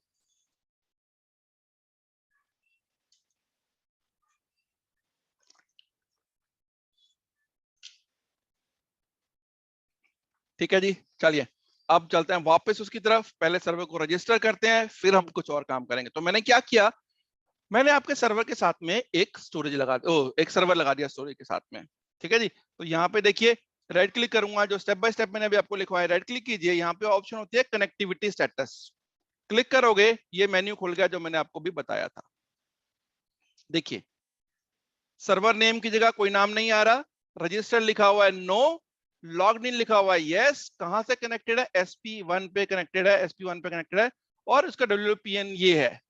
ठीक है, इनिशिएटर नाम बोल रहा है, देखिए इनिशिएटर नाम, तो WPN ना बोलकर यहाँ पे इनिशिएटर नाम बोल रखा है। तो याद रखिए जो सर्वर का WPN होता है HBA कार्ड का, that is called initiator name, initiator number.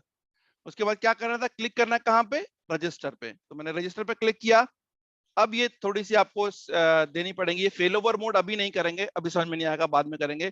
Simple देख लीजिए, इनिशिएटर टाइप मतलब जो सर्वर से HBA कार्ड आ रहा है आपका, उसका टाइप क्या है।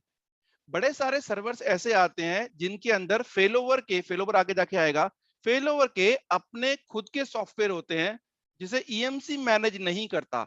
बट अगर आपको EMC चाहते हो कि हर चीज को EMC मैनेज करे, तो यहाँ पर ऑलवेज रखना है क्लैरियन ओपन, चाहे वो VNX हो, चाहे वो वहां पे क्लैरियन का नाम के ये मत सोचना है तो क्लैरियन के लिए नहीं, क्लैरियन का मतलब ये वाला जो आप इनिशिएटेड टाइप है ये EMC विल मैनेज, और ये VNX में भी आपको क्लैरियन ओपन ही दिखाई देगा। फेलोवर मोड को छोड़ दीजिए, अभी नहीं करना हमारे को, फेलोवर आएगा कल या परसों तब देखेंगे। HBA कार्ड मतलब उस HBA कार्ड जो लगा हुआ है सर्वर का, उसकी कुछ इंफॉर्मेशन डालनी है आपको, ये ऑप्शनल है, आप कुछ भी डाल लो, कोई फर्क नहीं पड़ता। बट यहाँ पे आप देखोगे HBA कार्ड EMULX के आते हैं, लॉजिक्स क्यू लॉजिक के आते हैं। तो क्यू लॉजिक का नाम डालता हूँ, मेरा कौन सा कार्ड लगा हुआ है, क्यू लॉजिक, जरूरी नहीं है, it is not at all mandatory. Model number कौन सा है मेरा, 3020 है, लिख दिया मैंने, जस्ट FYI के लिए कि ये लगा हुआ है, ताकि थोड़ी नॉलेज रहे। It is not at all mandatory, HBA card की इंफॉर्मेशन मैंडेटरी नहीं है। मैंडेटरी क्या है, सिर्फ क्लैरियन ओपन और होस्ट का नाम। अब होस्ट का नाम हम दे देते हैं सर्वर का, तो सर्वर का नाम वही देना है जो उसका खुद का नाम होगा। तो कंपनी में अपना एक नोमेनक्लेचर फॉलो होता है। फॉर एग्जांपल अगर मैं बात करूं, ये विंडोज का FTP सर्वर है, Windows_FTP_001, ऐसे नाम होते हैं आपके नोमेनक्लेचर सारे के सारे। ठीक है, तो आप कुछ भी नाम जो उसका नाम होगा नाम दे दोगे। IP इसका 57 है, 192.168.1.57, दैट्स ऑल। हो गया आपका रजिस्ट्रेशन, ओके का बटन दबाइए, ये आपका रजिस्ट्रेशन हो गया। रजिस्ट्रेशन होता ही आपका क्या हो गया, देखिए सारी चीजें रिफ्रेश करोगे, जो मैंने बताया था आपको, सर्वर का नाम आ गया, जो लिख के स्टेप बाय स्टेप चीज पर आई थी, आ गया नाम, रजिस्टर्ड यस हो गया, लॉग्ड इन यस हो गया, और अब आपका सर्वर रेडी है फॉर लन एलोकेशन के लिए। ठीक है, तो इसको मैं ओके करके बाहर आ जाता हूँ, सर्वर पे लॉगिन कर लेता हूँ। मीनवाइल आपको नहीं पता तो याद रखिए, सर्वर का रिमोट सेशन लेना है अगर, तो यहाँ पे एक कमांड होती है Microsoft terminal service client, MSTSC short form में उसको MST बोलते हैं, या RDP बोलते हैं, रिमोट डेस्कटॉप कनेक्शन। तो आप कुछ भी चूज कर सकते हो। MSTSC होता है माइक्रोसॉफ्ट टर्मिनल सर्विस क्लाइंट। ये आपका सर्वर पे मैंने लॉगिन कर लिया। इस सर्वर पे जाएंगे, डिस्क देखनी है तो आपको पहले राइट क्लिक करके कंप्यूटर के मैनेज पे जाओगे, और यहाँ पे ऑप्शन होती है आपकी डिस्क मैनेजमेंट। ठीक है, तो ये देखिए डिस्क मैनेजमेंट का आपका मेन्यू खुल गया। इसके अंदर में अभी कोई डिस्क, सिर्फ वही डिस्क है जो सर्वर पे अपनी लगी हुई है, सी ड्राइव ये लगी हुई, और कोई डिस्क नहीं है। ठीक है, तो इस तरीके से आप पहले जाके वेरीफाई कर लिया हमने, यहाँ पे कोई भी डिस्क नहीं है, सर्वर भी लॉगिन हो गया। चलिए, तो अब मेरा काम होता है फाइनल इसको एलोकेट करना। एलोकेट करने के लिए भी एक छोटी सी थ्योरी है, वो भी आपको बता दूं।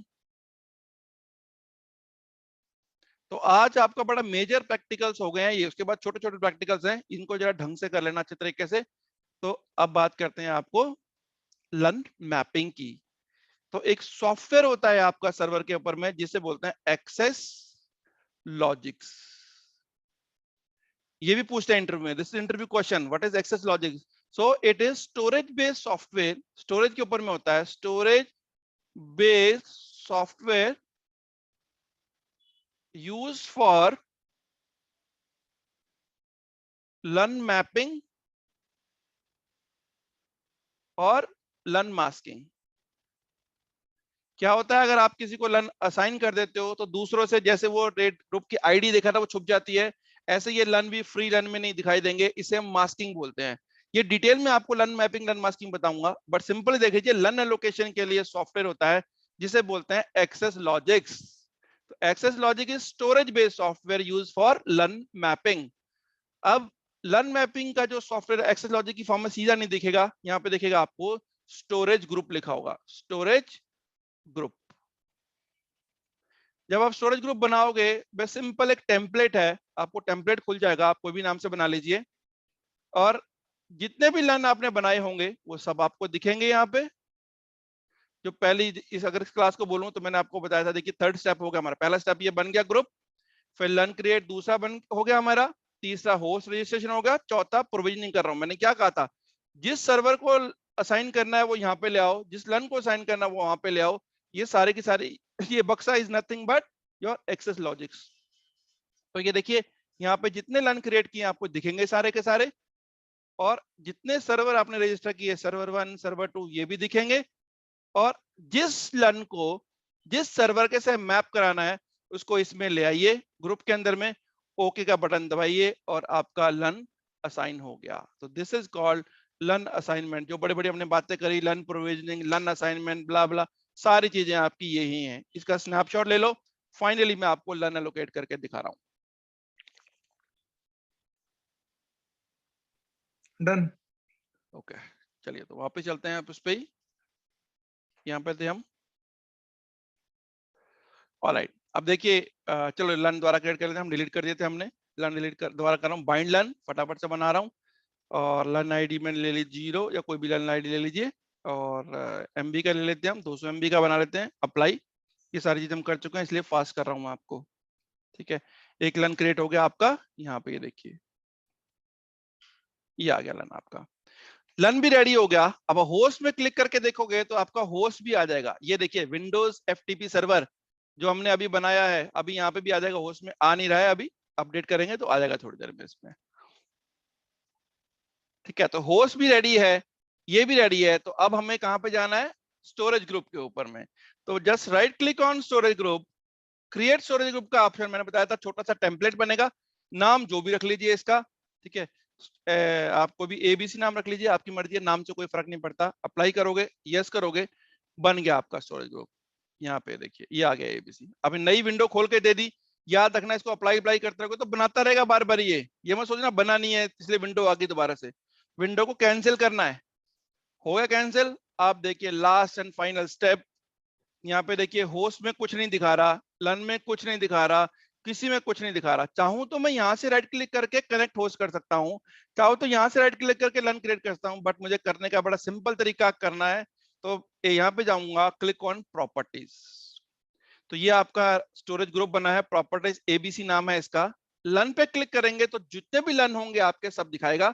अभी तो एक ही लन बनाया था मैंने, तो सिलेक्ट कर लीजिए, ये नीचे आ गया, लन सिलेक्ट हो गया आपका। मैंने अभी जो आपको मेन्यू दिखाया ये वाला, हम क्या कर रहे हैं, यही कर रहे हैं। अब मैंने लन सिलेक्ट कर लिया, अब मेरे को होस्ट सिलेक्ट करना है, तो क्लिक ऑन होस्ट, ये वाले को ले गए राइट से, दोनों को अप्लाई दिखा दिया मैंने, ऐड कर दिया। इससे मैं ये बता रहा हूं कि लन number 7 will be mapped to the Windows Server FTP 001. Apply का बटन दबाओगे, यस का बटन दबाओगे, हो गया जी आपका एलोकेशन। ठीक है जी। अब मैं जाके यहाँ पे देखता हूं, यहाँ पे जाके जब भी देखना है तो एक्शन में जाओगे, वही वहीं पे जाना हमारे को। ठीक है, डिस्क मैनेजमेंट में जाके आपको पहले सर्वर में मैनेज में जाओगे। मैनेज में जाने के लिए फिर से दिखाया था तरीका आपको सारा।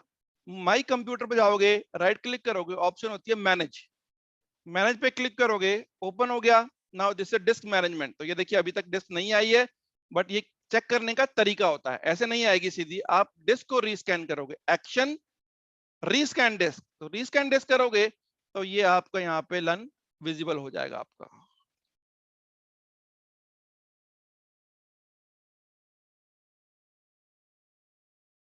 आ गया, ये देखिए आ गया।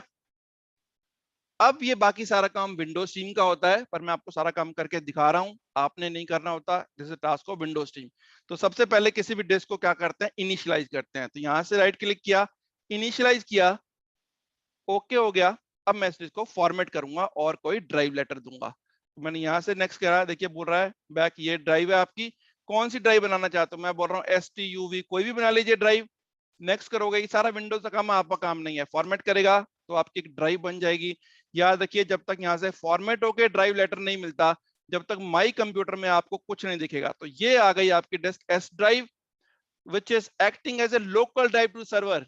मैंने शुरू से आपको एक चीज बता रहा हूँ, whenever we assign LUN to the host, this host will be acting as a local drive to the server, this। ठीक है, तो मैं यहाँ पे क्लिक किया, अब चाहे फोल्डर बनाइए, कुछ भी बनाइए, तो ये हो गया आपका LUN एलोकेशन। ठीक है जी, तो आप देखिए ये हो गया आपका LUN एलोकेशन। अब अगर आपको इसको स्टोर, एक प्रोसेस होता है स्टोरेज रिक्लेम का, वो हम बाद में करेंगे, नहीं तो आपके लिए बहुत ज्यादा हो जाएगा। ठीक है, तो अगर आपको हटाना है, देखिए कोई भी स्टोरेज ग्रुप को डायरेक्ट उठाओगे, यहाँ से उठाओगे, डिस्ट्रॉय करोगे, नहीं होगा। कह रहा है, ये देखिए यस करोगे, can not destroy storage group with connected host, मतलब इस स्टोरेज ग्रुप में ऑलरेडी मेरे होस्ट लगे हुए हैं, तो पहले उसको हटाओ तब डिलीट करने देगा। तो आप यहाँ से प्रॉपर्टी पे जाओगे, जैसे जैसे असाइन किया था इसको वापस कर लीजिए। देखिए अगर मैं सिर्फ स्टोरेज ही हटाता हूँ, होस्ट को हटाता हूँ, तब भी डिलीट नहीं करेगा, कहेगा लन भी असाइन है इसको। देखो यहाँ डिलीट करूंगा डिस्ट्रॉय, कहेगा लन एलोकेटेड, अच्छा निकाल दिया हुआ पहले हमने। ठीक है, तो ये आपका डिलीट हो गया यहाँ से। तो आप यहाँ पे जाके अगर सर्वर पे चेक करोगे तो इसको वापस जाइए, यहाँ से मैनेज करके डिस्क पे जाओगे तो डिस्क यहाँ से उड़ जाएगी आपकी। देखिए एस ड्राइव आ रही है आपकी, एक्शन करूंगा, रीस्कैन डिस्क करूंगा, डिस्क उड़ जाएगी आपकी, उड़ गई, डिस्क गई आपकी। ये हो गया आपका लन अनअसाइनमेंट। ठीक है, तो ये प्रोसेस होता है स्टोरेज को रिक्लेम करने का, ये हम बाद में करेंगे। बट अभी के लिए देखिए मैंने सिंपल यहाँ से अनअसाइन कर दिया। बट अगर आपको लग रहा है यार गलती से कर दिया, तो फिर से दोबारा साइन कर दो, डेटा जो बनाया था वही का वही पड़ा रहेगा यहाँ पे। इसको एक्चुअली रिक्लेम प्रोसेस कहते हैं। जब भी मुझे लन को डिलीट करना होता है, मैं यहाँ से अनअसाइन कर देता हूँ, बट एकदम से लन को डिलीट नहीं करता। कई बार क्या होता है, कस्टमर बोलता है थोड़ी देर में मेरे पास, और उसके ऊपर तो डेटा पड़ा हुआ था, मुझे वो डेटा ला के दो वापस। तो आप क्या करो, स्टोरेज ग्रुप मैंने उड़ा दिया था, बट मैं फिर से बना लेता हूँ फटाफट से। पहले सिंपली अनअसाइन करते हैं हम, और फिर डिलीट करते हैं लन को, डायरेक्टली लन डिलीट नहीं करते। तो अगर आपको किसी कस्टमर ने बोला नहीं यार मेरा तो डेटा पड़ा था वापस कर दो, तो यहाँ से असाइन करो, होस्ट को फिर से असाइन कर दो, वही डिस्क फिर आ जाएगी इंक्लूडिंग विद द डेटा। तो जब तक मैं लन को डिलीट नहीं करूंगा स्टोरेज से, वो डेटा डिलीट नहीं होगा। ये देखिए रीस्कैन करूंगा, वापस आ गया यहाँ पे, ये आ गया। और डेटा देखना है तो डेटा वही पड़ा होगा जो हमने 3 फोल्डर बनाए थे, बिल्कुल पड़े होंगे इसमें, ये देखिए पड़े होंगे फोल्डर आपके। तो जब तक लन डिलीट नहीं करूंगा, जब तक मेरा यहाँ से उड़ेगा नहीं। अभी मैंने सिंपली अनअसाइन किया था, तो अनअसाइन भी आप यहाँ से कर सकते हो। ठीक है, तो प्रॉपर्टी करता हूँ इसको मैं, बाकी रिक्लेम और बाकी चीजें हम बाद में करेंगे, अभी आप इसी की प्रैक्टिस कर लो। ठीक है,